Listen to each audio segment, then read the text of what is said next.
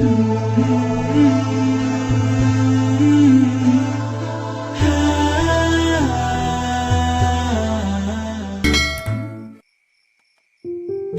Subhanahu wa taala berfirman di dalam surat Al-Ma'arij, "Innal insan khuliqa halu'a, idza massahu syarr jazua, wa idza massahul khair manu'a." Manusia itu labil. Idza massahu syarr jazua, wa idza massahul khair manu'a. Emang kayak gitu, manusia itu labil. Terus recovery kelabilannya tuh kayak gimana? Ternyata recovery itu akan cepat dan bertahan kalau kita belajar, yakin, dan berpegang teguh kepada Allah. Cepat recovery-nya, teman-teman. Para sahabat Nabi itu, gimana pun mereka soleh, mereka tetap manusia, kadang emosional juga, tapi recovery-nya cepat. Contoh, Abu Bakar pernah sakit hati sama keluarganya, ada saudaranya yang memfitnah Aisyah. Dia nuduh Aisyah itu selingkuh. Sakit hati kan Abu Bakar? Akhirnya karena Abu Bakar sakit hati, Abu Bakar pun bersumpah. Abu Bakar posting juga, kata Abu Bakar, "Demi Allah, saya nggak bakalan ngasih lagi pertolongan dan bantuan kepada orang itu selama-lamanya." Kenapa? Udah terlanjur sakit hati sama dia. Bersumpah Abu Bakar, nggak akan nolongin dia lagi. Ternyata Allah komen di postingan itu. Apa komenan Allah? "Janganlah seseorang yang diberikan kelebihan harta di antara kalian," surat An-Nur, "bersumpah untuk tidak membantu saudaranya. Maafkanlah, berlapang dadalah. Tidak sukakah kalau kamu Allah mengampuni dosa-dosamu? Ala tuhibbuna ayyaghfirallahu lakum?" Akhirnya ketika Abu Bakar baca komen ini, astagfirullahaladzim, langsung Abu Bakar delete postingannya. Posting baru, "Mulai sekarang saya akan bantu dia 2 kali lipat." Allah langsung first like ya. Itu yang terjadi di dalam surat An-Nur. Kenapa Abu Bakar sedih? Karena beliau manusia. Kenapa Abu Bakar sakit hati? Karena beliau manusia. Sesoleh apapun tetap aja dia manusia. Cuma recovery-nya cepat. Kenapa? Karena berakatnya dengan Allah, bukan dengan makhluk. Kalau kita berakat dengan makhluk, susah recovery-nya. Tergantung orang itu. Kalau kita berakat dengan Allah, cepat recovery-nya. Karena Allah Rahimun, Rahmanun, Karimun, Jawadun. Allah itu maha baik. Misalnya kita marah sama orang lain, terus kita maafin dia. Apa akad dengan Allah? Nanti Allah maafin saya. Makin besar dosa orang yang kita maafin, makin besar dosa kita yang dimaafin sama Allah. Dosa apa yang paling besar yang dilakukan seseorang kepada kita? Tadi ditikung. Ustadz, nggak mudah Ustadz maafin yang kayak gitu-gitu Ustadz. Saya tuh udah berusaha ya selama 5 tahun. Di tahun ke-5 ternyata gagal gara-gara dia. Padahal dia datangnya cuma beberapa bulan terakhir. Kenapa bisa nikung? Dia teman curhat kita. Kita curhat ke dia, ternyata dia dapat info dari kita, dia jalan duluan. Kan sakit banget tuh. Makin sakit, makin berat, makin besar dosa yang kita maafin dari orang lain, berarti makin besar dosa kita yang dimaafin sama Allah. Minimal 10 kali lipat. Itu akadnya, sehingga jadi ada motivasi untuk memaafkan orang. Ya udah deh, saya maafin biar Allah maafin saya. Emangnya kita nggak punya dosa? Kalau kita mau ngitung dosa kita, nggak usah jauh-jauh. Dosa sholat aja kita udah banyak tuh. Kita udah ninggalin sholat sejak kita balik usia 12 tahun. Kan kita dulu sering ngerasa 12 tahun tuh masih anak kecil ya, sehingga sholat suka belang-belantong gitu, nggak rapi. Kadang sholat, kadang nggak. Yang rajin cuma sholat maghrib doang ya. Isya subuh udah kelewat. Terus pas udah ABG dikit, usia 17 tahun masih sholat, cuma sering menjamak. Subuh dijamak dengan duha misalnya. Sholat juga subuh, tapi jamak. Dan itu istiqomah banget loh. Jadi dari bab sholat aja kita udah bermasalah, udah banyak dosa nih. Gimana mau amal-amal yang lain? Berarti caranya gimana? Maafinlah kesalahan orang yang lain supaya Allah maafin kesalahan kita. Akadnya sama Allah, recovery-nya gampang. Saya pernah pas di Bandung, mobil ditabrak dari belakang, serempet. Akhirnya penyok dan agak rusak. Terus orangnya marah duluan. Mungkin cara dia marah duluan biar ketahuan bahwa kita yang salah. Dia turun langsung marah-marah. Saya bilang, tenang aja, jangan marah-marah, kita selesaikan baik-baik. Akhirnya dia agak down dikit, agak nyaman dikit, ngobrol, tapi tetap aja keras, nggak mau. Dan pas di ini dia nunjukin kartu bahwa dia anggota. Nah, karena dia anggota nggak mau ribut, ya udahlah, saya ganti rugi 2 juta. Pas sudah ganti rugi 2 juta, dia pergi, saya berdoa, Allahumma ajurni fi musibati wa khluf li khairan minha. Ya Allah, saya dapat musibah nih, beri dong ganti yang lebih baik darinya. Tinggal minta aja sama Allah kan. Akhirnya yang tadi kita udah kayak ngerasa sedih banget gara-gara kita udah mobilnya rusak, harus bayar ganti rugi orang lain yang salah lagi tuh, karena dia mungkin pakai kekuasaannya daripada nanti ramai dan makin besar, habisnya udahlah 2 juta. Tapi minta ke Allah gantinya 20 juta. Lebih baik dari yang kita berikan. Gak lama seminggu kemudian benar-benar Allah ganti 20 juta cash. Bukan sedekah, jangan selalu menerjemahkan keajaiban itu dalam bahasa sedekah. Bisa juga dapat usaha apa, jualan apa yang keuntungannya banyak. Kayak saya dulu di Mesir jualan bakso. Kalau ada acara-acara kayak gini nih saya ngeliat teman-teman di Jepang kayak nostalgia lagi kondisi dulu di Mesir ya. Lagi ada acara mahasiswa Indonesia di sana namanya PPMI gitu. Saya jualan bakso, tapi saya nggak bisa bikin bakso, teman yang jualan. Terus saya bilang, ya udah kita bagi hasil aja ya, bagi 2, kamu 30%, saya 70 gitu. Dia mau, alhamdulillah dia bikinin, terus saya ini jual. Terutama buat acara mahasiswa Malaysia. Kenapa? Karena menurut saya orang Malaysia nggak bisa ngebedain bakso yang enak sama yang enggak. Soalnya di Malaysia nggak terlalu banyak kan. Kalau di Indonesia kan banyak tuh bakso. Akhirnya jual ke Malaysia. Nggak terlalu enak juga, mereka, wah enak Pak Cik, tak apa-apa gitu ya. Udah jualan. Kalau orangnya enakan. Orangnya nyaman gitu, saya kasih baksonya banyak. Kalau orangnya mukanya agak-agak kurang nyaman, kasih aja 2 lah. Nggak usah banyak-banyak datang. Pak Cik, mau bakso? Oh ya, kasih 10. Datang lagi, diam-diam, mau apa? Bakso, kasih 2. Pas, kok beda? Beda banget. Wajahnya beda gitu. Kalau yang datang macet-macet, 15 lah gitu ya. 15 macet, 15 mah. Untung nggak? Untung tetap alhamdulillah.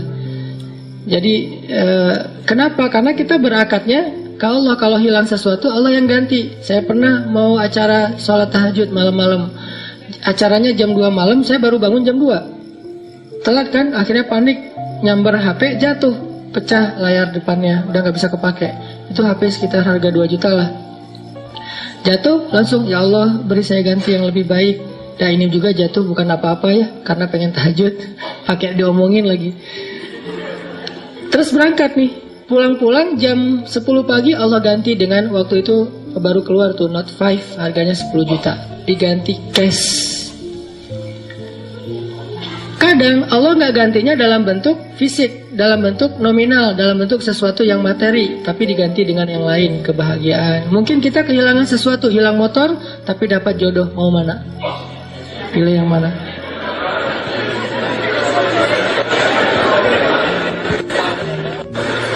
Jadian nih, gara-gara nikmat hilangnya motor. Pas ketahuan kita nggak punya motor, putus lagi.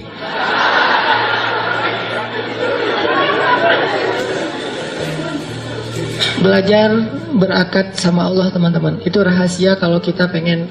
Karena Allah itu nggak pernah, pertama ingkar janji itu nggak pernah. Innallaha la yukhliful mi'ad, nggak pernah ingkar janji. Kedua, Allah itu nggak pernah misalnya, maaf ya lagi sibuk, nggak ada tuh. Kita WA Allah terus nggak dirit, itu nggak ada ceritanya. Contreng 2 sih, cuman nggak biru-biru, nggak dirit lama gitu. Allah ngapain sih online berkali tapi yang saya mah nggak dirit misalnya. Itu manusia banget. Allah nggak kayak gitu. Kita baru nulis, ngirim, Allah langsung typing. Bukan cuma dirit, langsung bales. Gak mungkin Allah tuh ngebiarin kita minta terus nggak dibayar, nggak dibales lama. Nggak mungkin. Dan nggak mungkin juga Allah misalnya habis pulsa, habis kuota, itu nggak ada. Ala kulli syai'in qadir, maha kuasa atas segala sesuatu. Jadi kayaknya paling nyaman berakad itu sama Allah. Cuman kita harus ngerti cara Allah bermuamalah dengan kita. Tidak selalu materi, karena buat Allah materi itu nggak berharga banget. Kalau seandainya berharga, pasti Allah ngasih semua kita kekayaan. Tapi ternyata orang soleh nggak semuanya kaya. Tapi orang soleh itu rata-rata, bukan rata-rata, semuanya bahagia. Makanya tadi subuh saya cerita ada teman misalnya baru hijrah, dia bilang gini, Ustadz, kenapa ya sejak hijrah hidup saya agak-agak kayak rezekinya jadi seret gitu, jadi susah. Gimana ceritanya? Iya, saya udah dulu mah lancar, sekarang malah jadi susah. Saya bilang, enggak, karena buktinya kamu hijrah juga karena kebanyakan hutang kan? Berarti selama ini sebelum hijrah enggak lancar rezekinya, yang lancar hutangnya. Setelah hijrah, Allah permudah untuk membayar hutang itu. Bukan rezekinya seret, tapi rezekinya dibagi. Sebagian dipakai, sebagian untuk bayar hutang. Allah udah kasih solusi. Enggak mungkin lah Allah ngecewain kita yang berhijrah karena Allah, itu enggak mungkin. Jangankan Allah nih, Nabi Muhammad aja nggak pernah membiarkan ada yang datang ke beliau ditolak dalam keadaan nggak dikasih apa-apa, itu nggak ada. Semua yang datang ke Nabi meminta sesuatu pasti pulangnya membawa sesuatu. Apa aja? Pernah Nabi lagi jalan pakai baju baru gitu, baru dikasih sama Raja Khurasan, kasih baju. Bajunya warna merah, bukan gamis ya, baju biasa warna merah, dipakai sama Nabi. Terus dilihat sama orang miskin, sahabat ngomongnya, Muhammad, itu baju bagus juga ya, gitu. Nabi pas diomongin kayak gitu, Nabi tanya, kenapa mau gitu? Mau. Dibuka sama Nabi, Nabi pulang nggak pakai. Dan Nabi juga kalau pulang nggak pakai baju masih keren ya, six pack gitu. Kita nggak pakai baju zero pack kan agak-agak gimana gitu kan ya. Kan perut Nabi itu six pack kata sahabat, seperti batu yang tersusun kan. Itu karena mungkin beliau bukan nge-gym sih. Sering naik kuda, itu kan kayak orang bisa seluruh tubuhnya tuh gerak, akhirnya bagus badan Rasulullah. Nabi nggak pernah mau ngecewain orangnya. Terus Nabi jalan pakai syalnya syal baru gitu. Untungnya nggak pakai kupluk baru ya, pakai syal doang gitu. Datang orang Badui, ditarik syalnya, dilepas sama Nabi, dikasih. Ada yang datang ke Nabi, ke Aisyah misalnya, Aisyah tuh cuma punya 3 butir korma. Dari pagi belum makan, untuk sahur aja nggak dimakan karena pengen dipakai untuk buka puasa hari itu. Datang satu orang ibu dengan 2 anaknya, karena lapar bilang, Aisyah saya belum makan dari pagi. Aisyah langsung ngambil ngasih. Jadi nggak makan sahur, nggak berbuka puasa. Kenapa? Karena sifat Nabi itu tidak ada yang datang kepada beliau pulang dalam keadaan tangan kosong. Itu nggak ada. Nabi aja kayak gitu, apalagi Tuhannya Nabi, Allah Subhanahu Wa Taala. Nggak ada yang datang kepada Allah pulang dalam keadaan kecewa, itu nggak ada. Kalau dia kecewa, berarti dia nggak ngerti cara berakad sama Allah. Dia salah faham dengan cara-cara Allah. Kalau dia ngerti Allah, nggak bakalan kecewa. Dia tahu banget Allah Maha Baik, Allah yang selama ini nolongin saya, Allah yang yang menyelamatkan saya. Alam yajidka yatiman fa'awa, wa wajadaka dhallan fahada, wa wajadaka ailan fa'aghna. Dan Allah itu tergantung prasangka hambanya kepada Allah. Kalau kita berprasangka baik, Allah akan ngasih apa yang kita persangkakan 10 kali lipat lebih baik. Kalau kita berprasangka buruk, maka Allah seperti yang kita prasangkakan. Jadi tergantung kita nih, mau gimana? Mau dapat nikmat, ya udah, Allah Maha Pemberi nikmat. Mau dapat jodoh, Allah Maha menciptakan segala sesuatu berpasangan. Nggak mungkin saya dibiarkan sendiri. Masa kita kalah sama Julaibib, budak yang bahkan tidak bernilai di mata orang-orang Quraisy? Dia nikahnya sama seorang putri raja. Ini kayak dongeng gitu kan? Kenapa? Karena Julaibib nggak pernah berputus asa kepada Allah, nggak pernah suuzon sama Allah. Datengin ditolak, datang lagi ditolak. Kadang kita kayak gitu banget hidup. Datang udah 3 kali ditolak, akhirnya putus asa, udah pakai selebaran, taruh di pintu-pintu rumah. Mau nggak nikah sama saya? Siapa yang mau tolong hubungin nomor telepon ini. Kalau nggak mau jangan dibalas udah. Ternyata dari 100 selebaran nggak ada yang nyangkut, karena kita naruhnya di rumah kontrakan yang belum ditempatin. Wah. Ini maksudnya husnuzon sama Allah. Jangan suuzon. Begitu kita husnuzon sama Allah, baru berbaik sangka. Kadang-kadang kita baru membatin, Allah udah kabulkan. Di Bandung tuh banyak tuh kejadian kayak gitu. Hal-hal yang menurut saya dulunya terjadi di zaman para ulama, sekarang terjadi di zaman kita. Kok bisa ya? Mirip dengan kisah Imam Ahmad bin Hambal yang datang ke Basroh gara-gara ada yang beristighfar kan di Basroh. Itu terjadi loh di Bandung dengan saya. Suatu hari saya datang ke masjid markasnya Pemuda Hijrah, Masjid Al-Latif di Bandung. Ada rapat gitu, kita sering rapat. Terus karena macet saya nggak mau naik kendaraan sendiri, pesan ojek online berangkat dari pagi sampai sore. Di masjid itu saya sholat zuhur dan asar ngimamin, karena lagi ada saya di situ, ya udah sekalian ngimamin.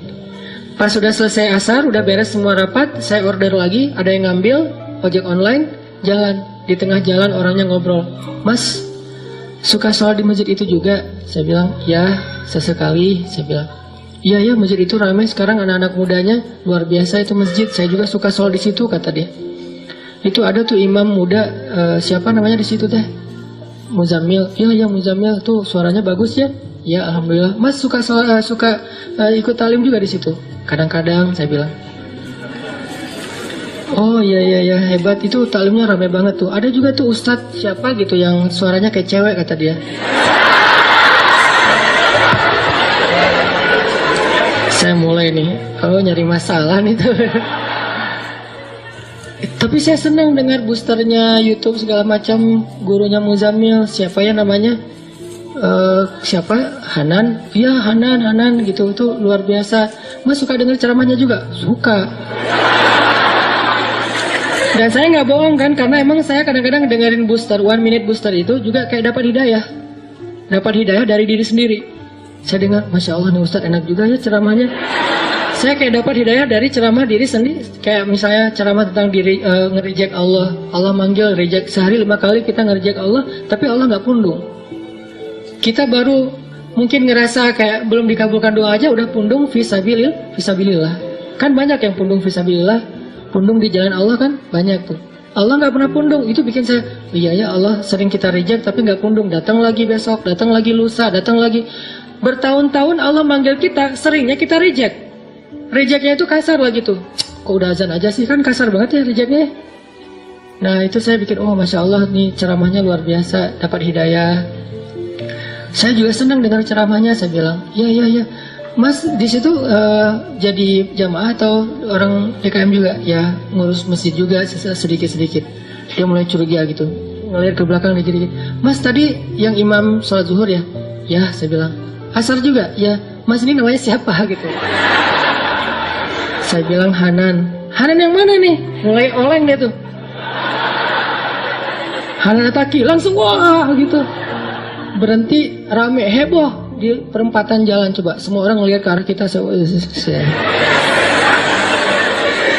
Hanan Ataki, Masya Allah gitu. Dia langsung berhenti.